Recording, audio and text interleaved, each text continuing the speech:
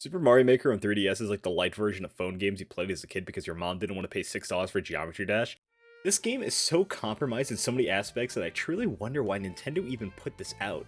I mean, we all know the Wii U flopped hard and the 3DS did pretty well, so I guess it makes sense that they'd want to put a successful and popular game from their flop console to more successful hardware, but there's just so much missing from here that you can't help but ask, was this really worth it?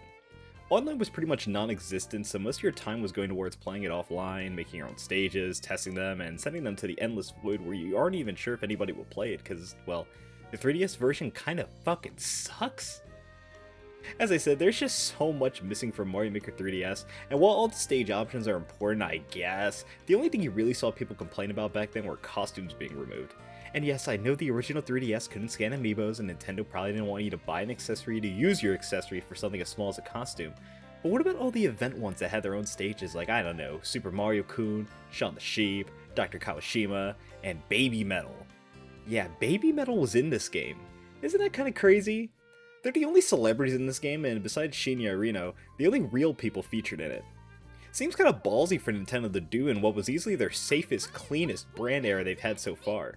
Arino at least had ties to actual video games, being the host of Game Center CX, which had a pretty good history of Nintendo games, specifically Mario, being featured on the program. But BABYMETAL? They don't really have any ties to Nintendo or Mario. Well, besides Moe imitating Mario in an episode of Sakura Gakuin. But that's before BABYMETAL was, well, actually a standalone group. The costume is pretty nice, but there's certain things about it that constantly make me ponder into the black of night. First of all, the title of their event course is Metal Resistance, which makes sense seeing that BABYMETAL's second album, Metal Resistance, came out a few weeks before their Mario Maker appearance. The album releasing on March 29, 2016 in Japan, and April 1st, also known as Fox Day to BABYMETAL fans worldwide. But despite being called that, the majority of their voice lines are references to songs from the original album, BABYMETAL. Well, besides Soya, which comes from Karate, a song on Metal Resistance. Soya!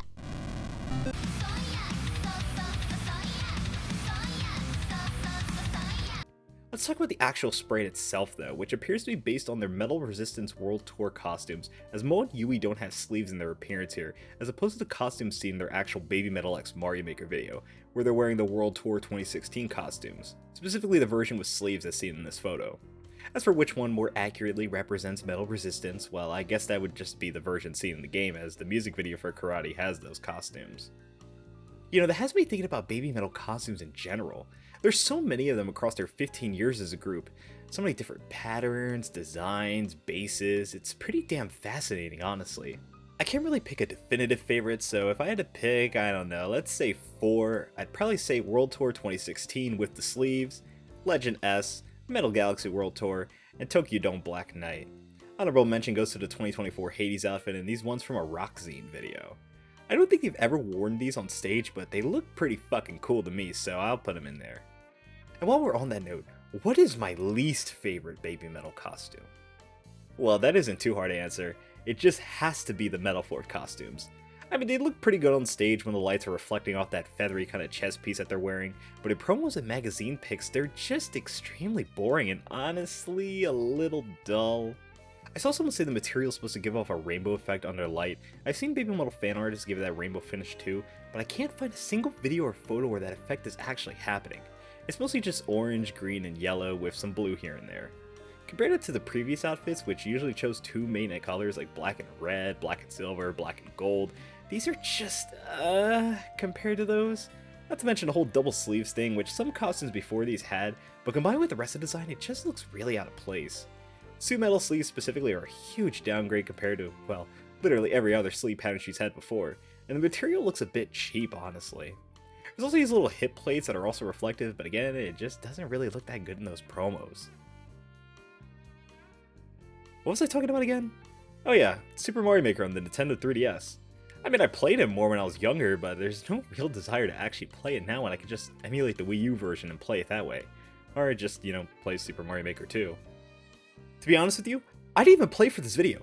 None of the footage that you saw throughout is mine. I just stole this shit from other YouTube channels because I can't be asked to get a capture card for my 3DS or just stream gameplay from a modded one to my PC. I honestly just wanted to make a BABYMETAL video with no real focal point. Fuck Super Mario Maker.